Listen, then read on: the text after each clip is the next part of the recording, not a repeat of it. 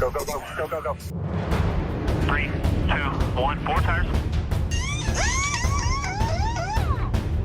Still there, inside.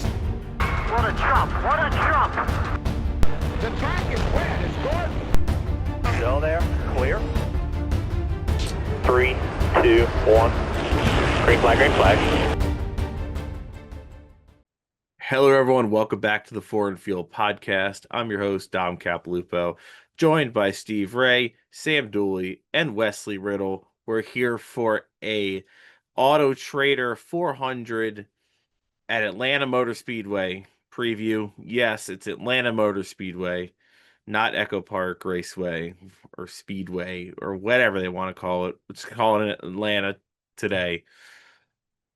Coming off the Daytona 500. Going into another super speedway-like track, another drafting track is what they like to call it now. And, you know, we've got guys who had good Daytona 500s. We've got guys who didn't. So kind of a big weekend in terms of points for certain drivers. And some guys can't afford to wreck again this week or they're going to be in the hole and they're going to be digging out of that all the way until really Daytona in August. So, Steve, some guys like all of Joe Gibbs Racing, they really can't afford to wreck out again this week. Yeah, you can kind of used to be able to chalk up Daytona to just being Daytona. Now with the reintroduction of the Chase, throwing a second drafting track in the schedule back to back from Daytona.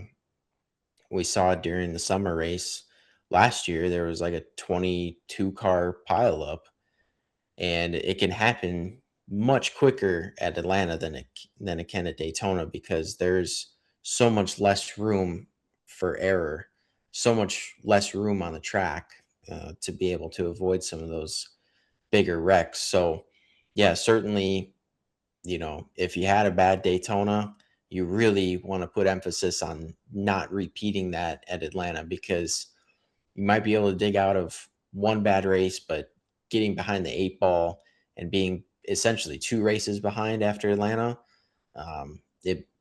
still maybe way too early to hit the panic button, but certainly it adds a lot of stress if you have a bad Atlanta going into Coda.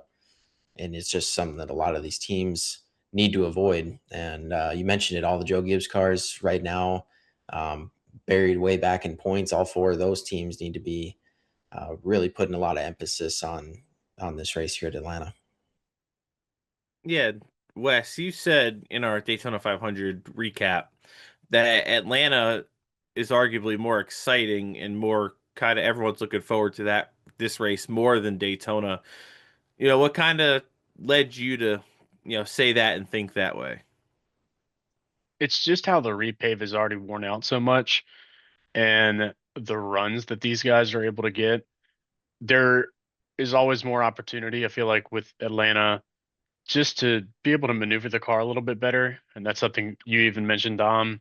I feel like I feel like it's been like that from the start, but it seems like as we've had more races on the Atlanta repaved surface, it just continues to improve. And I think that's good. I think it could really shape up. And uh, there's going to be times it might hurt later on, right? Because I feel like at some point we're going to get to a more spread out field. We're not going to see as much of the pack racing as we see right now. But that's definitely in time. It's not going to happen within the next 5-10 years. But it's wearing out so much that there's a lot of more car control. It's not just full throttle, hold a steady wheel, and just get to the finish line. This is like just pure endurance. I mean, you have to be so careful with every move that you make, and that's exactly how we saw the big wreck that happened in the fall race last year, where so many guys were taken out. But then again, it opened up for such an exciting finish. So if something like that happened again, I feel like we could be in for a really good show. But even if that doesn't happen, the more cars, even when they're 4 wide, they still can maneuver a little bit more. There's more openings that create in the pack and allows for, the guys that we deem as the best super speedway racers to show up and be in the front of the field. Yeah, I feel like it just everything kind of happens faster also since it's only a mile and a half racetrack. It's just everything's happening faster. The lap times are quicker, so the laps are clicking by much quicker. 400 miles here flies by. And so you're just going to see the moves and people trying to keep up their runs without losing the nose when they're, in dirty air behind somebody. Being right behind somebody down the straightaways is perfect. But then once you get into the corner, especially on older tires, your car starts pushing. And that's when things get kind of hairy and you kind of see some incidents. And like you said, I think maybe even if you have a big wreck, having a smaller sample size in the field opens things up, gives people room to maneuver their way to the front. So it's almost better having half the field out there. But again, you're not wanting a big wreck early in the race that takes out, half the field when you've got a ton of people going out to the race to watch their favorite driver and sucks when they get wiped out, in stage one. You just don't want to see that either. So it's kind of that fine line. And Sam, you've been to Atlanta before. What's the atmosphere just like there, for anyone potentially going there on Sunday?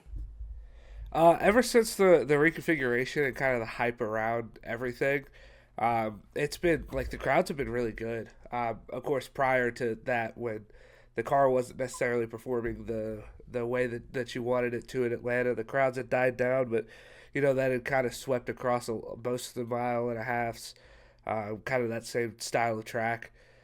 Honestly, just NASCAR in general had kind of gone down, and in the last couple of years, I've noticed everywhere that I've gone, it's kind of been a more upbeat atmosphere. But the atmosphere around the track is awesome. The racing product, it just gets better every year. I when they repaved it, I was pissed because that was the only track that was close to me, because at the time we didn't have Nashville, and so I'm 8 hours away from Daytona. I'm 8 hours away from like Charlotte. So Atlanta's 3 hours away from me. Talladega, of course, is about 2 hours away from me. So Talladega is what I've been to the most, and that's my closest one, and I go there all the time. But I was pissed because Atlanta was the one that I would go to if I didn't want, a restrictor plate race. If I wanted to go see people actually driving the cars, I would go to Atlanta. Then they repaved Atlanta, and they made it what it was for the first few times after the reconfiguration. And I was like one of the few people that just did not like it, because I knew it looked good to everyone else and it looked good on the outside. It was just it was annoying to me that you took away the only track that I could really go watch people, like like your Jeff Gordon and Jimmy Johnson battles that you saw in Atlanta over the years and things like that. That annoyed me. But once I got over that, and now that the track is worn in, I've kind of learned to love the style of racing that is at Atlanta. And like every year, like I said, it just gets better. And as it wears, as handling becomes more of an issue, we were talking in the Daytona 500 post race pod from a couple of days ago, that handling is so important to how good the race actually is. The worse the car handles, the better that the race seems to be. And as this track wears in, as the asphalt gets older, the more that they're sliding around out there, not just because, big wrecks, you can market that to, commercials and everything. And not that that you're hoping for big wrecks or anything, but just when you're seeing these guys slip and slide around, and it actually takes some handling, and it takes, being able to manhandle the car. That's really when the cream rises to the top, like Wes was saying. And so, yeah, like overall, I've learned to love the new Atlanta, and I think that last year it put on the best racing that it has since the repave, and I think it's only getting better with every year that it sits out there and bakes in the sun. Yeah, Dale Jr. said it's the hottest ticket right now on the market. So if there's one track that you want to get to, it's definitely Atlanta right now. Especially, it's a good race, to go to if you want to introduce somebody to the sport and really try to get them hooked. Is Atlanta's right up there in races you want someone to go to.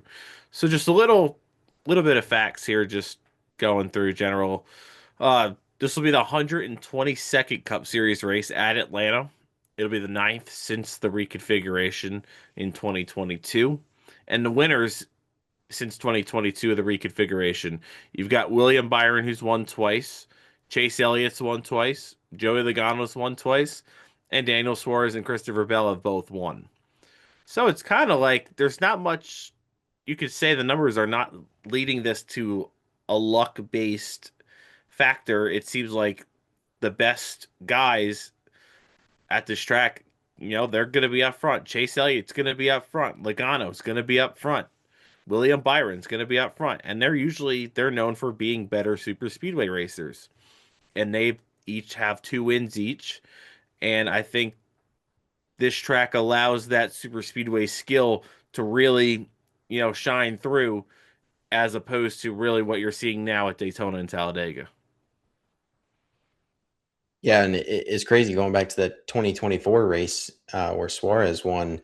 If it was a matter of 6 inches either way, his name could be off the list, and it could be Kyle Busch or Ryan Blaney on there. So the really cool thing about this new Atlanta reconfiguration is, like Sam was saying, is that it seems like each time that the NASCAR comes back to Atlanta, the surface is a little bit more worn out. Bob Pockris even reporting today that a new, I believe it's the right side tire that Goodyear's bringing too, so designed to have a little bit more wear in it. So we talked about it briefly during our Daytona 500 episode where, this new Atlanta reconfiguration handling is a big factor with it. And especially now with some softer tires in there, that's going to wear a little bit more. It's going to only magnify that. So, yeah, definitely, I think we're going to see a lot of the same manufacturers working together that we saw. Maybe not to the extent that you will at Daytona or Talladega, but you do still have that. You're going to have a lot of the Fords trying to work together. The Toyotas are going to try to work together. Chevys, same thing. So, we have a note on here that Atlanta is the most exciting track on the circuit right now, and for good reason. It is an old school feel in some ways with the drafting, but it's still fun enough that the runs are able to be formed that quickly. And we'll see a lot of lead changes and hopefully a lot of action on Sunday. Yeah, it's really interesting looking at that list of winners because one of the big things, especially in the last year or so, is that it seems like you want to be the leader at the white flag lap, which this is the only drafting style track that you can really say that at. Because obviously, we saw this past weekend, Carson Hocevar, I believe, was the leader at the white flag lap. And then about 200 feet later, he was in the infield grass and, staring at the back end of the field as they drove off into turn 1.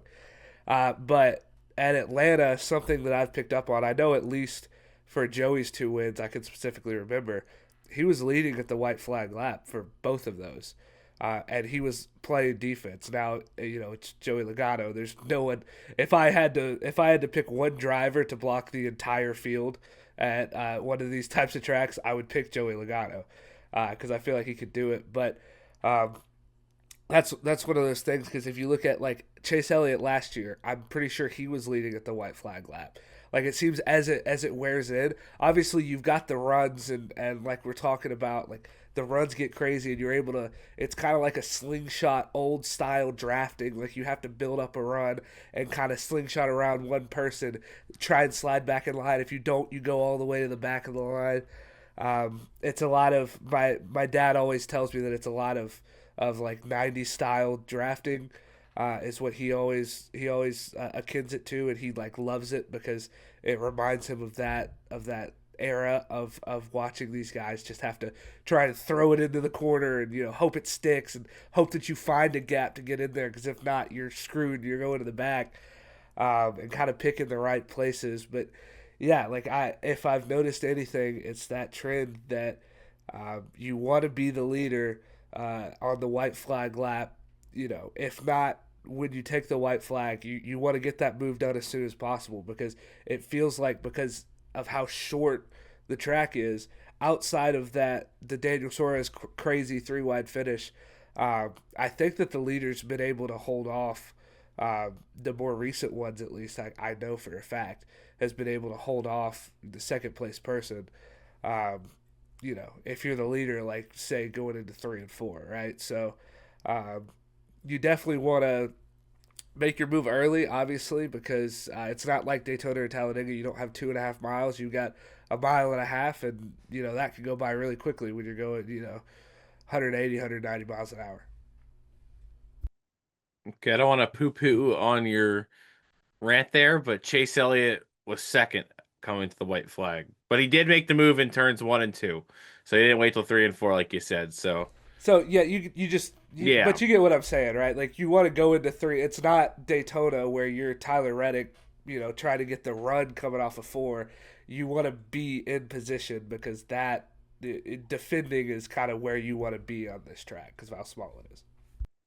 Yeah, and plus Chase Elliott had Bowman right with him, so I mean he had the no, he knew he had his teammate to help him regardless of what move he made. So that's kind of what helped Chase Elliott as well. So yeah, just make the move before turn 3, because unless you're side by side with someone going into 3 and 4, whoever's leading is most likely to come out the winner going into 3 for sure. So let's go into some segments here. Let's go into Wesley's way back moment for Atlanta.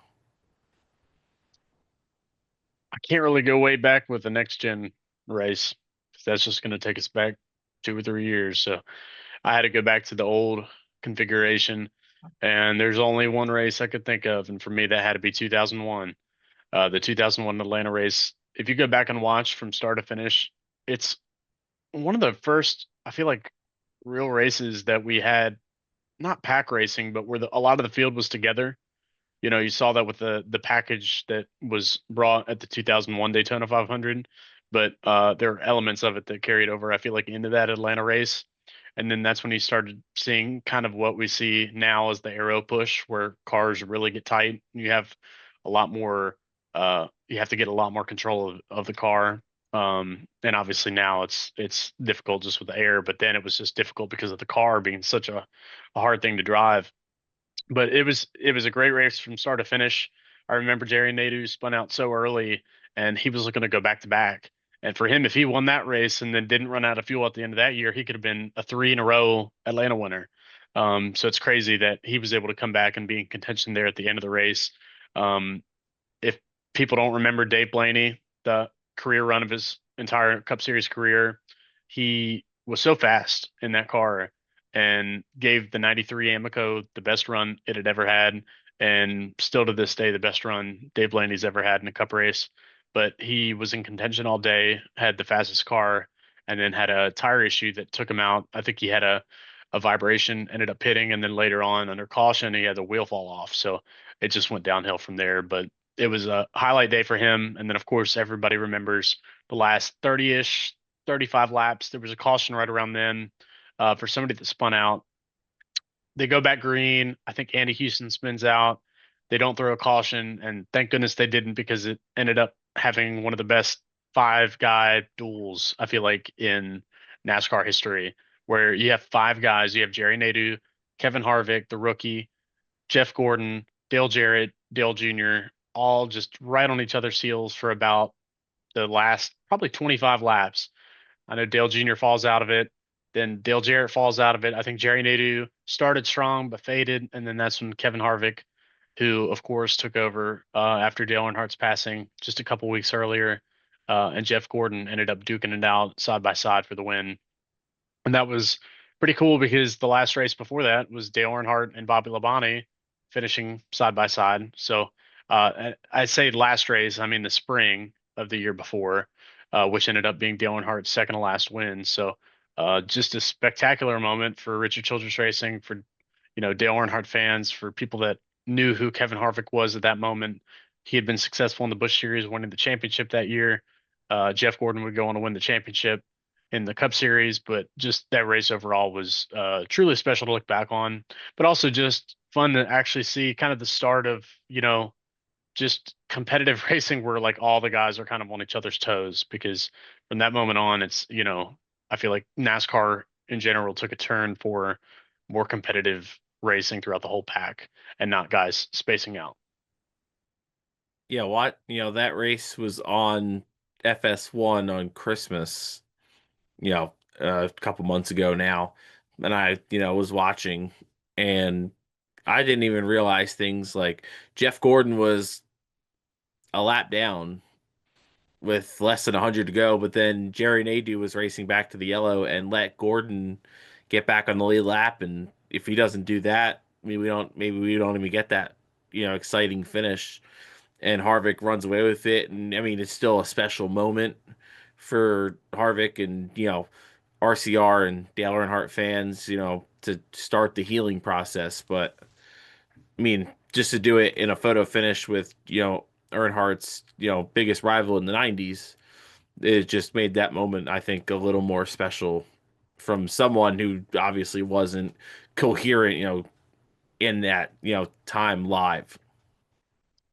It made me think of it when you said Jeff Gordon was a lap down, but it was a good example of a race that didn't need a lot of guys on the lead lap for it to be an exciting race. I feel like these days, if you get a one long green flag run and there's only 15 cars on the lead lap, oh, it's a horrible race. That's a no on the Jeff Gluck poll. But that's not the case. And it's never been the case. That's not what people should judge a race on. And if you go back and watch that race, yeah, guys were grouped up a lot more than what they had ever been up until that point, but only like 10 guys finished on the lead lap. But it still made for one of the best overall races from start to finish. And I think that's a good takeaway to just remind fans that, it's not all about cautions.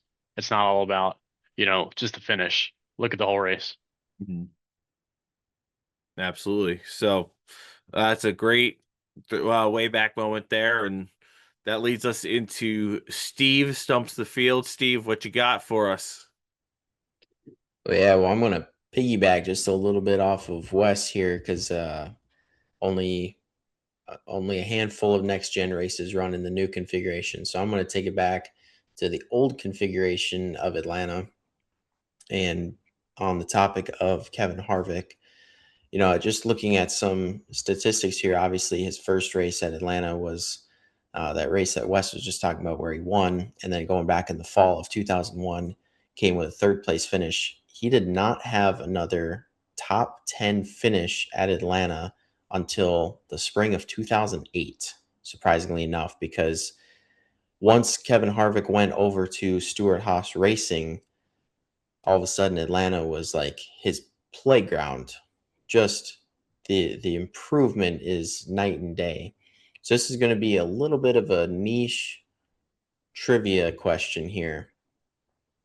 But Kevin Harvick has 1,360 total laps led at Atlanta. From his time at Stewart-Haas, so we're going from 2014 and the old configuration in Atlanta, 2014 to the summer of 2021. How many laps did Kevin Harvick lead at Atlanta? Ooh, should we do this? So do the. Are we just gonna do closest to the pit, or Yeah, Sure, I think that's our best. We can do closest. Closest here. So total in his career at Atlanta, 1,360. It's not going to be more than that. Should we just slide you a message real quick so we don't prices right each other here? Okay, that's fair. We got a little chat screen on here, so shooting Steve a message. Let's see. You said he led 1,360? yes, total in his career at Atlanta. While you guys are putting that together, 36 starts, 3 wins, 9 top 5s, 16 top 10s, an average finish of 16.4. There were some dismal days in the Richard Childress era for Kevin Harvick. But yes, 1,360 total laps led. Of those, 1,360 during his time at Stewart Haas Racing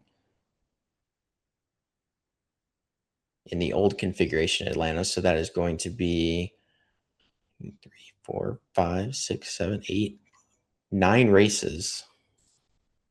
All right. Let's take a look at our guests here. All right. First guess, Sam, 999 laps. Very good guess. Dom guessing 1,089. And Wes coming in at 1,250.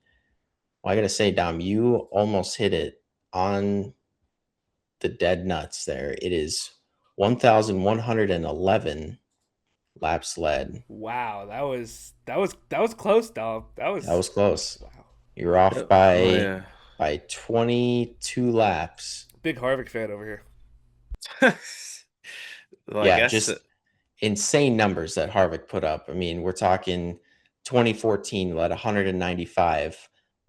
This is over a 5 or 6 race stretch. 195, 116, 131, 292 in the 2017 race, 181. We have a 151, and then 2021 surprisingly didn't lead any laps, and then the 4 races he ran in the next gen era only led a combined total of 12 laps.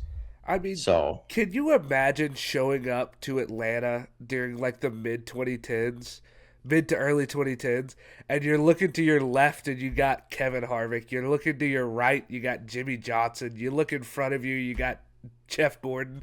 Like, do you even think that you have a chance at that point? Like, how do you show up to that track with that many guys that are just that good specifically at this racetrack and like still compete and think you have a chance? yeah, I mean, you see those guys at Atlanta, and you might as well just put it back on the trailer and go home because, it was over. It was crazy, and it just rattling off a few numbers from early on in Kevin Harvick's Atlanta career. I mean, 39th, 40th, 19th, 20th, 32nd, 35th. So those are the strings that he was having. That's why his average finish is so mid pack at a 16.4 at Atlanta, when in his Stewart Haas days was one of the best at Atlanta. So just goes to show kind of the late 2000s struggles of RCR for Kevin Harvick. But pure domination for that stretch of time. Dom coming out 22 laps off of that, and is going to take home the trivia dub this week. that's what, 2 in a row there. So we're starting off the season strong in trivia. Much better than my picks, at least fantasy draft picks, but we'll get to that later. Before we do get to that, let's go to our dog picks. Some underdog drivers to look at. I'm going to start with Zane Smith. Last year, he finished 11th and 7th at Atlanta in his first year with Front Row Motorsports. And he started top 10 in both races as well, starting 7th and 8th. And he was in second on the last lap of the Daytona 500. Just the wrong cars were behind him to help him get a win in that Daytona 500. So I think Zane Smith is my underdog driver to watch out for at Atlanta. That is a good pick. That was going to be mine, actually. So now I have to pivot to the other underdog of the week that I have is going to be Austin Cindric in the 2-car. One of the more talented super speedway drafting style track racers that we have in the Cup Garage on a week-to-week basis, was in contention to win this race last year and got taken out late. Obviously a Daytona winner, Talladega winner. So this type of racing just suits Austin Cindric really well. Penske cars are really fast. Logano, obviously a couple wins. If things shake out a little differently in a couple races, Ryan Blaney could easily be on this list, as well as Austin himself. So my underdog of the week is going to be Austin Cindric. That leads it over to me. I'm going to pick a car that has led some laps and led some pretty important laps in Atlanta. a couple of years ago. I'm going to take the number 7 of Daniel Suarez. Real underdog this week. Not just because I have a friend that works on that car, but because I think that with what Spire's doing, they're doing great things. And we discussed Daniel Suarez getting 2 victories in our 2026 full season preview pod. So, if he's going to get 2, he might as well get 1 here, one of his 6 chances to get it. So I'll look for that number 7 to be up there and contended for it. Highest finishing Spire driver at Daytona. And I'm going to take Ricky Stenhouse Jr. He looked so good in the Daytona 500. For him, finished second, runner up. He's finished in the top 10 4 out of the last 6 Atlanta races, and every super speedway race. I mean, he's been in, especially at Atlanta. He just keeps it pretty clean. I know he messed up in the fall race last year, got into the wall, got a little tight off the last corner, but he's always right there in the mix. For them, Hayek, they're going to be pushing everything they've got at these super speedway races because they're going to unfortunately take a hurt on the 1.5 miles, just where they lack in their performance. So look for Ricky to be definitely competitive and trying to push the car to its limit because he's going to be up front. Yeah, for sure. And he's 5th in points right now. So if he could just rack up, get another top 5, maybe a win, just try to build a little gap. And who knows? We talked about it in the preseason preview. They were top 13 going into the Coke 600 last year. So any gap they could build up right now would be huge, later moving down the road. With that, we'll send it to Anthony with Making Money with Marchesi. What up, NASCAR lovers? I'm back. Yeah, I hope. Sorry about the parlay from last week. That did not go well. But also the race was kind of weird. A bunch of really just weird situations, like a lot of people usually see in different spots. Just, I don't know, it felt different. Like running position wise for usually for some top guys or underdogs too. But NASCAR is hard to bet on, so we're going to get into it for Atlanta, and we are going to try to make a parlay that is going to get you even more money than the last one. We're going to start with 2 top 10 finishers. This is going to be a 4-legger. Really quick, top of the head, Carson Hocevar leading in the Daytona 500. Guess what? Gets wrecked. Obviously, he's going to want redemption, and he almost won Atlanta if that stupid caution didn't come out in the end of the on the last lap in the first Atlanta race. Ross Chastain is my other one. I feel like he's overdue for a really good performance. I feel like he does really well at Atlanta compared to Dega and Daytona. So I got those 2. And 2 more legs, right?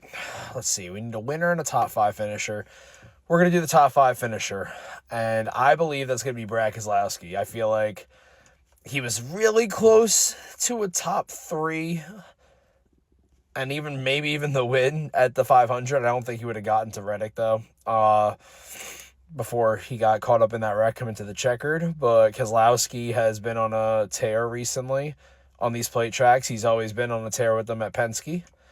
And I think he can prevail for a solid top 5 finish. Those Fords are really fast. And before LaJoy, that whole mess happened in the duel, those RFK cars were like Stuart Haas in Talladega in, what was it, 2018? Yeah, it was crazy. Race winner, why not? It's Atlanta. Go out on a limb, right? I think 2311 can start the season back-to-back, but it won't be Reddick. I think Bubba Wallace has a really good chance. And he's at plus 2,500, and after all this, I'm going to put the odds up at the top and what $5 is going to get you. Because, frankly, $5 can win you a lot for these bets because NASCAR bets are so hard. You can bet Chase Elliott at a top 10 at Las Vegas. Dude hits the wall lap 1, you're screwed. But, yeah, that's my parlay. It's really ridiculous odds, but, hey, it's Atlanta. It's another plate race. But look above me. and you're going to see the odds for this, and hopefully you win money. Let's get it. All right. Thank you, Anthony, for those picks. If you're tailing Anthony's picks there, let us know in the comments or on Twitter. Just shout us out, and hopefully we win some money there from Anthony. And with that, it's time for our fantasy draft. I referenced it earlier. It was a terrible week for me in fantasy. I scored 35 points between three drivers, and you see it right there. Christopher Bell got me two, Austin Dillon with one, and Brad Keselowski, the only saving grace there, getting me 32 points. You got, I believe, let's see, I gotta pull up the standings here. You got Steve came in third with 58 points. Ryan Priest, Bubba Wallace, Denny Hamlin. Denny Hamlin, the real killer there, only getting 6 points there for Steve. And Bubba getting 37. So that's pretty good for Steve. He's going to be sitting 15 points back. Wes got 60 points with Ryan Blaney, Austin Cindric, and Kyle Larson. Ryan Blaney being the lead guy with 27. He sits 13 points behind our leader, Sam. Joey Logano, 36. Chase Elliott, 33.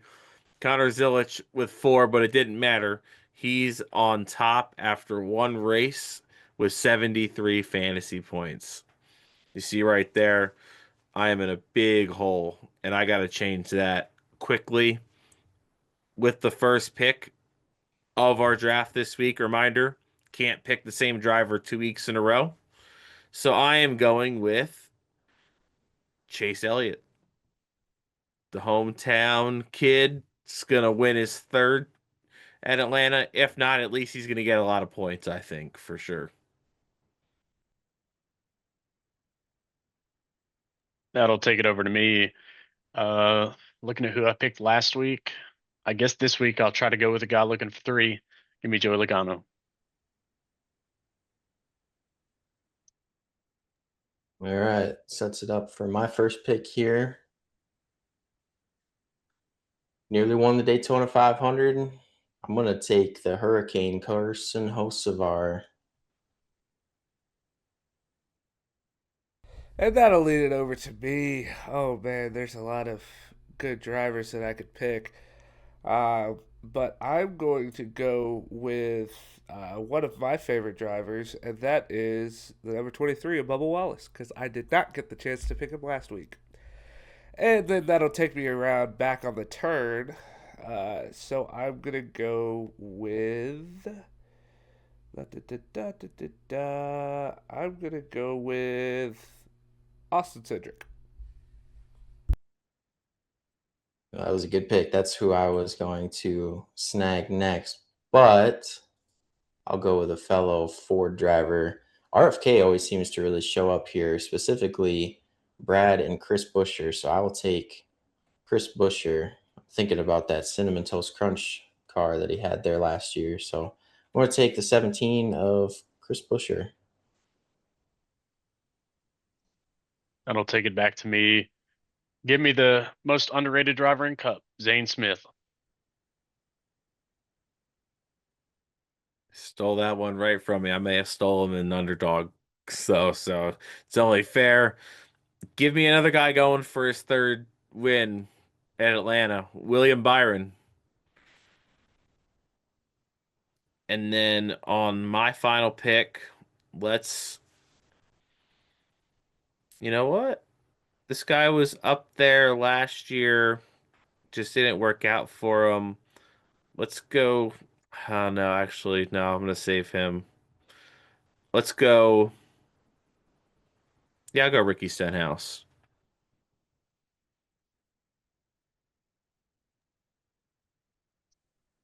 And my last pick, I'm going to take I'll take Alex Bowman. My final pick here, I'm going to double down on the RFK. I'm going to take Brad Keselowski. And that leads to me with the final pick, Mr. Irrelevant, some may say. but I don't think he's too irrelevant considering he is on Dom's hat currently. I'm going to take Denny Hamlin because I don't need him next week because God knows I'm not going to pick him next week. So might as well go ahead and take him, Denny Hamlin. Hopefully he's around there at the end. He's really good at these types of tracks. And then I did just want to clarify one thing too. I don't know if we talked about it, the Daytona 500, just for any new listeners of where we're getting the points from. We're taking the points that the driver scores in the race. So like Austin Dillon scored 1 point. And if you look at the point standings, he's sitting at 1 point. Brad is sitting at 32 points. So we take the total of our three drivers, and that's how we get to the points, if anybody is wondering of how we get to the numbers that we're at. Yep. So stage points and everything, they are all accounted for in these races for our fantasy. So just to recap, myself, fourth in the points, going with Chase Elliott, William Byron, and Ricky Stenhouse. Steve, third in the points, going with Carson Hocevar, Chris Buescher, and Brad Keselowski. Wes, second in points, rolling with Joey Logano, Zane Smith, and Alex Bowman. And top dog, Sam is going with Bubba Wallace, Austin Cindric, and Denny Hamlin. So, any final thoughts here, guys, before we go into Atlanta this weekend? Cup race, I think all three races, but specifically the Cup race, I mean, we've kind of touched on it. Handling is going to be a big thing. There's going to be an O'Reilly and a truck race there.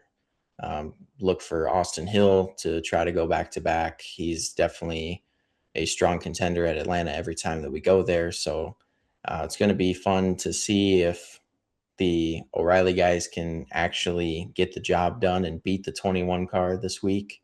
Then as far as the truck series, Kyle Busch makes his regular return. He's I think 2-time defending winner of this race for the truck series. So see if he can three-peat and get his truck season off on a checkered flag note. The entry list is, again, just for Atlanta. It's almost copy and paste, but it's stacked again. You've got Kyle Busch in the 7. You've got Ty Dillon back with, I think, Rackley Ware. He's in the 25. He competed with them full time and is good on super speedways. He looked pretty sharp at Daytona. Ricky Stenhouse, John Hunter Nemechek, Carson Hocevar. So the Truck Series race will be back to it. And then, of course, Corey Heim. They announced that he's going to be back in the 1. He's won at Atlanta in the Truck Series, and of course, coming off the best season ever, maybe in NASCAR history. So he's going to be got to beat. And then Atlanta, you've got Ross Chastain in the 32. So a little bit of a lesser funded team. Would be pretty cool to see him try to go for the double. He's pretty good at Atlanta too. So we'll see how the week shakes out. I think Ty Dillon's in the Ram truck for Colleague. Oh, I guess that the 25 truck, yeah. 25's that Ram superstar truck. Yeah, and just for me, I'd just say if you're around Atlanta and you want to get a taste of the action, it's a great place to be. Like I've said, great atmosphere, great racing. Like Dom said, it's the hottest ticket right now. And if you're able to snag you a ticket here right before the race, I definitely highly recommend it. It's a great place to go. And I'm looking forward to some badass racing. I'm stuck at work, so I won't be there. Won't be able to cover it from the racetrack, but I'll be at home watching, and I know it's going to be a badass time for everyone that's there. Yeah, it's definitely the track I've been on the fence of maybe going to this year. So if this Sunday is anything like the other races, will probably sway me towards going in July. So that'd be pretty cool to do. So can't wait to talk to everyone again after the race, and we'll break down everything that happened there. So we'll see you. Hopefully, we'll have this one out Monday for our recap pod. Make sure you're following the Foreign Field Podcast on all socials, just at Foreign Field Podcast, listening on Spotify, Apple Podcasts, and watching on YouTube.